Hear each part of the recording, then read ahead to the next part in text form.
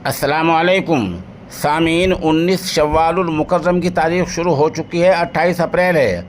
ख़बर का उन्वान है, बच्चा चोरी करने वाले बच्चों को अस्पतालों से चोरी करके उठाकर लाख 2 लाख रुपए में लोगों को बेचने वाले 7 मुलजिम आज गिरफ़्तार कर लिए गए हैं। ये गिरफ़्तारी महाराष्ट्र के मशहूर शहर मुंबई में हुई है।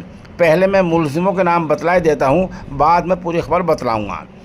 जो लोग गिरफ़्तार हुए हैं उनमें वंदना अमित पवार, शीतल गणेश वारे, स्नेहा युवराज सूर्यवंशी, नसीमा हनीफ खान, लता नामा भाव सुरवाड़े, शरद मारुति दीवारे, डॉक्टर संजय, ये लोग शामिल हैं। और इन्होंने ये बतलाया है कि वो दलालों की मारिफत और दलालों के ज़रिए इन बच्चों को तेलंगाना, आंध्र प्रदेश और महाराष्ट्र के मुख्तलिफ़ ज़िलों में बेचा करते थे।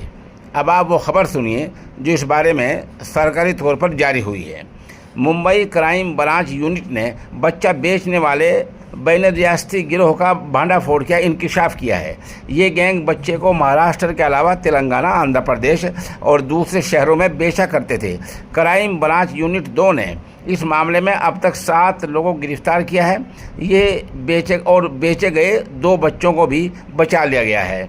क्राइम ब्रांच की डीसीपी राग सुधा आर के मुताबिक उन्हें ये इत्तला मिली थी कि विकरोली की रहने वाली कांता पेडनेकर नामी खातून ने अपने 5 महीने के बच्चे को शीतल वारे नामक खातून को बेच दिया है। क्राइम ब्रांच की टीम ने शीतल वारे को ढूंढ कर पूछताछ की तो पता चला कि शीतल ने सिर्फ एक बच्चे को नहीं बल्कि 5 बच्चों को बेचा है। वहीं कांता पेडनेकर के बच्चे को एक डॉक्टर को बेच दिया है।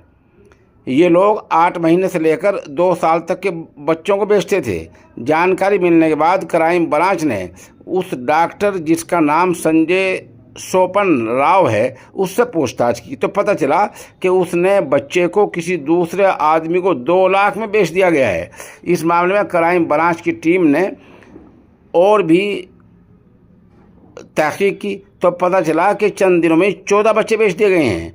अब कहना यह है पुलिस का कि और मुलजिमों की तलाश की जा रही है और छापेमार कार्रवाई की जा रही है। बाकी सब लोग गिरफ्तार कर लिया जाएगा। बहरहाल इससे आप अंदाज़ा लगा सकते हैं कि अस्पतालों में खेल क्या हो रहा है। और पता ये भी चला है कि इनमें से कई लोग अस्पतालों में मुलाजिम हैं, अस्पतालों में काम करते हैं, इसलिए इन्हें पता रहता है कि बच्चे कौन बेच रहा है या किस मजबूरी में बेच रहा है, बच्चे कहाँ से उठाने हैं और बच्चे किसको देने हैं।